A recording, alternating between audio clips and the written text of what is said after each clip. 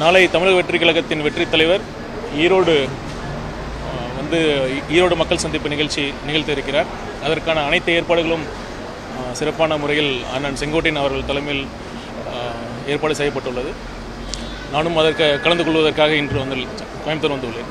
அவரோட பிளான் என்ன சார்? எப்படி வராது?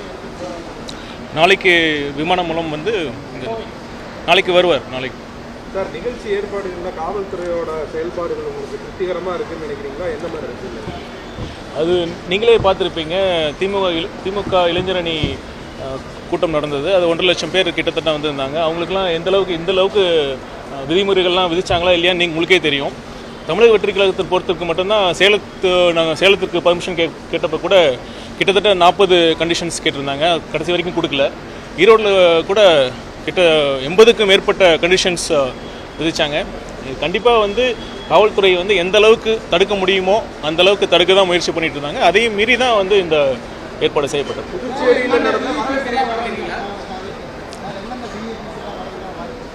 அது வரும் கூடிய விரைவில் அது நடக்கிறப்ப தெரியும்.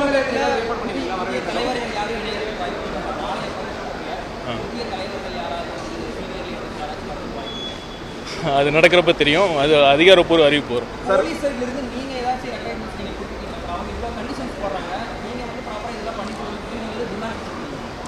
நாங்கள் முறையான ஏற்பாடு செய்து முறையான காவல்துறை அவங்க பணியை முறையாக செய்யணும். தகுந்த போதிய அடிப்படையில் காவலர்கள் அந்த கூட்டத்திற்கு வரணும்.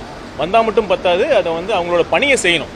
மக்களில் ஏன்னா சட்டம் ஒழுங்கு அடிப்படையில் பார்த்தீங்கன்னா அதுதான் அரசாங்கத்தின் முதல் கடமை. காவல்துறையின் பிரதான பொறுப்பே அதுதான். காவல்துறையினர் அவங்க பொறுப்பை செய்யணும்னு நாங்கள் எதிர்பார்க்குறோம். இல்லை, தலைவர் அவரோட ப்ரோக்ராம் நாளைக்கு தான் தெரியும். அவர் எப்படி வராருங்கிறது பாதுகாப்பு காரணம் கருத்தில் கொண்டு உங்களுக்கே தெரியும். அது எப்படி வராருங்கிறது நாளைக்கு தான் தெரியும்.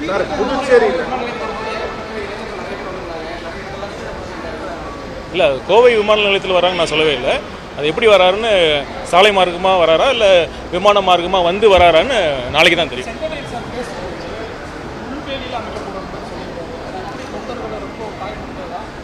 இல்லை, தொண்டர்களே கண்டிப்பாக நாங்கள் அனைத்து நீங்கள் தலைமையிலிருந்து ஒரு அறிவிப்பு நேற்றே வந்தது. தொண்டர்கள்லாம் எதெல்லாம் பண்ணணும் எதெல்லாம் பண்ணக்கூடாதுங்கிற ஒரு விதிமுறைகள்லாம் பொதுச் செயலாளர் அவர்கள் தலைமையில் அது ஒரு அறிக்கை சொல்லியிருந்தார்.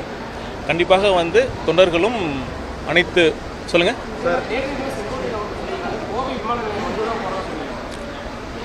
அதை தான் திரும்பவும் சொல்கிறேன். பாதுகாப்பு காரணங்கள் கருத்தில் கொண்டு தலைவர் அவர்கள் ப்ரோக்ராம் நாளைக்கு தான் தெரியும். புதுச்சேரியில் நடந்த மீட்டிங் அப்போ கடைசி நேரத்தில் சில தொண்டர்களை கியூஆர் கோட் இல்லாதவங்களையும் உள்ள அலோவ் பண்ணாங்க. அது பெரிய சந்தேகம். அந்த மாதிரி ஈரோட்லேயும் ஏதாவது இருக்குமா? இல்லை, அண்ணன் செங்கோட்டையன் இதை பற்றி ரொம்ப தெளிவாக சொல்லிட்டாரு. கியூஆர் கோடு இருக்காது, என்ட்ரி பாஸும் இருக்காது. பொதுமக்கள் யார் யார் வரணும்னு விருப்பப்பட்டாங்களோ அவங்க தலைவர் அவர்களை சந்திக்கலாம். ஏற்கனவே அதை பற்றி எங்கள் இணை பொதுச் செயலாளர் சொல்லிட்டாரு. நான் திரும்பவும் வேணால் சொல்கிறேன். தமிழ்நாடு அனைத்து மதத்தை பின்பற்றுபவர்களும் ஒரு சகோதர மனப்பான்மையுடன் மத நல்லிணக்கத்திற்கு ஒரு எடுத்துக்காட்டு மாநிலமாக தமிழ்நாடு இருக்குது. இது திருப்பரங்குன்றம் மட்டும் இல்லை, மதுரை மட்டும் இல்லை, ஒட்டுமொத்த தமிழ்நாடும் இதுதான் நிலைமை. நீங்கள் பார்த்தீங்கன்னா மதுரையில் சித்திரை திருவிழா அப்போ கூட அழகர் ஊர்வலம் வரப்போ இஸ்லாமிய சகோதரர்களும் அதை வழிபட்டு அதை ஏற்றுக்கொண்டு தான் இருக்காங்க. அதே மாதிரி நம்ம மலைக்கு போகிற பக்தர்கள் கூட அங்கே இருக்கிற வாவர் மசூதிக்கு போயிட்டு தான் இருக்காங்க. இப்போ தமிழ்நாடு மக்களும் சரி, திருப்பரங்குன்றம் மக்களும் சரி ரொம்ப ஒற்றுமையாக தான் இருக்காங்க. இது தேவையில்லாத பிரச்சனை. இதற்கு 2 கட்சி ஆதாயம் தேட முயற்சி பண்ணுது. ஒன்று உங்களுக்கே தெரியும், பாஜக, இன்னொன்று திமுக. அதனால் மக்கள் தெளிவாக தான் இருக்காங்க.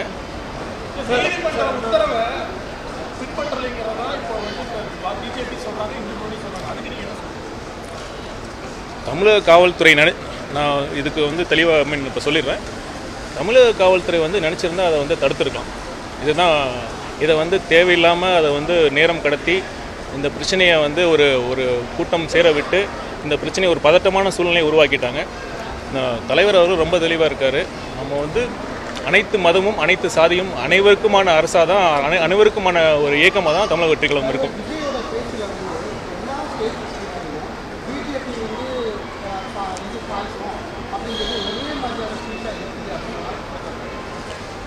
என்ன நடக்குதோ, அதாவது ஒரு பாசிச மனப்பான்மை இருந்தால் அதை சுட்டி காட்டுறாரு. அதுதான் தலைவர் அவர்கள் சொல்கிறாரு ஒழிய அது என்ன இருக்குதோ அதுதான் சொல்கிறாரு. சார், நீங்கள் ஒவ்வொரு முறையுமே மீட்டிங் நடக்கும்போது தொண்டர்களுக்கு சில அறிவுரைகள் சொல்கிறீங்க, இது ஏறாதீங்க அப்படின்னா எந்த தொண்டர்னு சொல்கிறத கேட்குற மாதிரி ஒன்றும் தெரியல சார். எல்லாம் நீங்கள் சொல்கிறது தான் எல்லாமே பண்ணிட்டு இருக்காங்க. இல்லைங்க, அதான் நான் ஏற்கனவே சொன்ன மாதிரி தொண்டர்கள் ஒரு அன்பின் மிகுதியால் அது பண்ணுறாங்களே ஒழிய எந்த இடத்துலையாவது நான் சொல்கிறேன் விதிமுறை.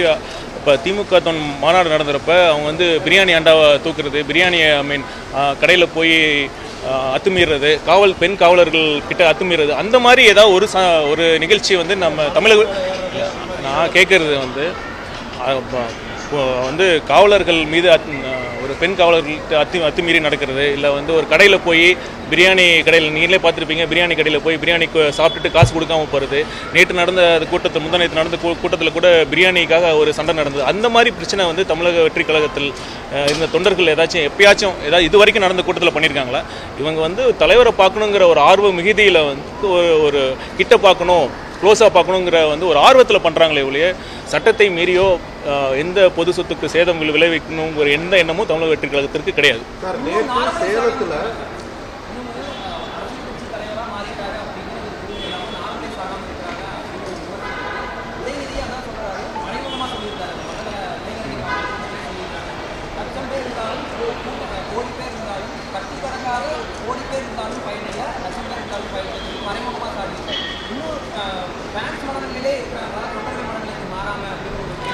நான் அதை ஏற்றுக்கொள்ள மாட்டேன்.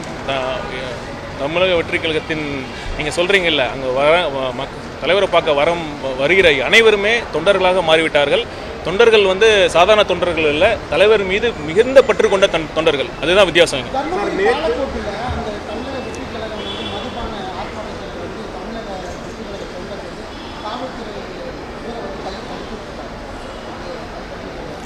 ஏதோ நடந்த ஒரு சம்பவத்தை வச்சு நீங்கள் பொதுப்படையாக அதை பேச தேவையில்லை.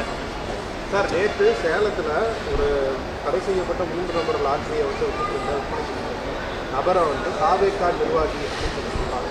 ஒருவேளை அவர் தாவேகா நிர்வாகியாக இருந்தால் என்ன மாதிரியான நடவடிக்கைகள் எடுக்கப்படும்? நீங்களே யூகத்தின் அடிப்படையில் தான் கேள்வி கேட்குறீங்க. அதை வந்தால் பார்த்துக்கலாம்.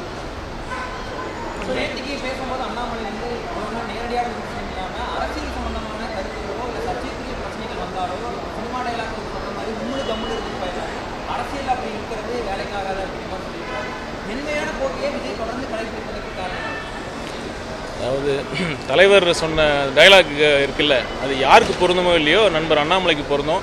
அவர் கம்முன்னு இருக்க வேண்டிய இடத்துல கம்முன்னு இருந்திருந்தால் அவர் இருக்க வேண்டிய இடத்துல இன்னும் தொடர்ந்து இருந்திருப்பார். அதனால் எங்கள் கட்சி தலைவர் எப்போ எது பேசணும்னு அவர் சொல்ல தேவையில்லை. எங்கள் தலைவருக்கு நல்லாவே தெரியும்.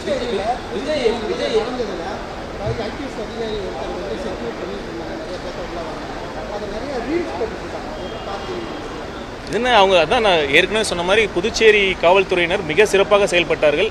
அதை பார்த்து தமிழக காவல்துறை கற்றுக்கொள்ள வேண்டும். அந்த ஒரு ஆஃபீஸர் அந்த மாதிரி தமிழ்நாட்டில் ஒரு ஆஃபீஸர் அவ்வளோ ஒரு இன்ட்ரெஸ்ட் எடுத்து பண்ணாங்கன்னு நீங்கள் சொல்ல முடியுமா? அந்த ஆஃபீஸர் உண்மையிலுமே சிறப்பாக பணி செஞ்சாங்க.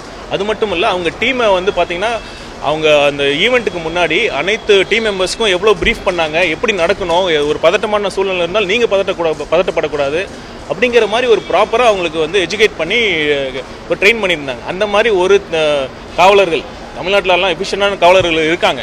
ஆனால் அது மாதிரி அவங்களுக்கு அந்த பணி செய்கிறதுக்கு அந்த போதிய சுதந்திரம் இருக்காங்கிறத